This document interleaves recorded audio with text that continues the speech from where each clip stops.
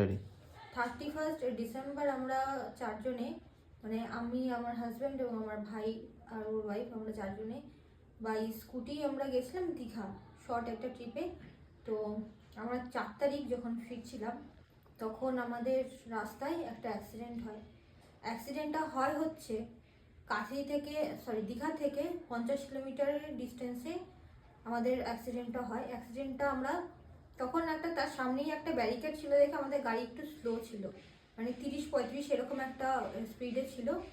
তখন একটা 4 হুইলার আমাদের পেছন দিক থেকে এসে ধাক্কা মারে। 4 হুইলারটা অনেকক্ষণ থেকেই মানে এঁকে বেঁকে আসছিল এবং সেটা লুকিং গ্লাসে গৌতম দেখে ও গাড়িটা সাইড করার আগেই আমাদেরকে ধাক্কাটা মেরে দেয়। আমাকে যখন মানে গাড়িতে যখন ধাক্কা মারে তখন আমি গিয়ে ওই গাড়ি, যে অ্যাক্সিডেন্ট গাড়িটা, ওই গাড়িটার মানে 4 হুইলারটা ওর ওপরে গিয়ে পড়ি, দিয়ে তারপর আমি রাস্তায় পড়ে গিয়ে আমি ঘষে চলে যাই, এগিয়ে যাই অনেকটা।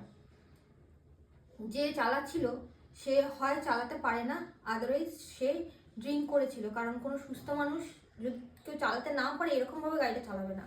কিন্তু আমাদের দুর্ভাগ্য তখন যে আমাদের গোপ্রো বা ফোন সবকটারই ভিডিও বন্ধ ছিল, কোনো কারণে আমরা বন্ধ রেখেছিলাম, গোপ্রোর চার্জটা একটু কম ছিল বলে, তার জন্য আমরা গাড়ির নাম্বারটা দেখতে পাইনি। আর তখন আমার ভাই যেহেতু আমাদেরকে সামলাতে ব্যস্ত ছিল তার জন্য ওরাও আর গাড়িটার নাম্বারটা ধরতে পারেনি।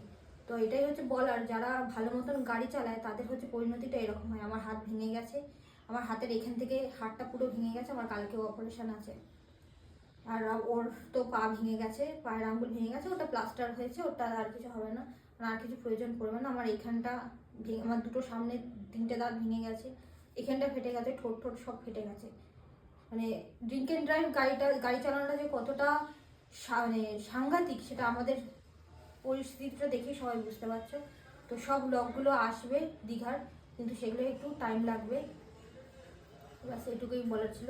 প্লিজ কেউ ড্রিঙ্ক অ্যান্ড ড্রাইভ করো না, তাহলে তোমাদের তো ক্ষতি হবেই হবে, সাথে সুস্থ যারা ভালো মতন গাড়ি চালাবে বা রাস্তা দিয়ে হাঁটবে তাদের পরিণতিটা এরকম হবে, যেটা তাদের প্রাপ্য নয়। তো তোমাদের মজার জন্য অন্য লোককে সাজা দিও না প্লিজ।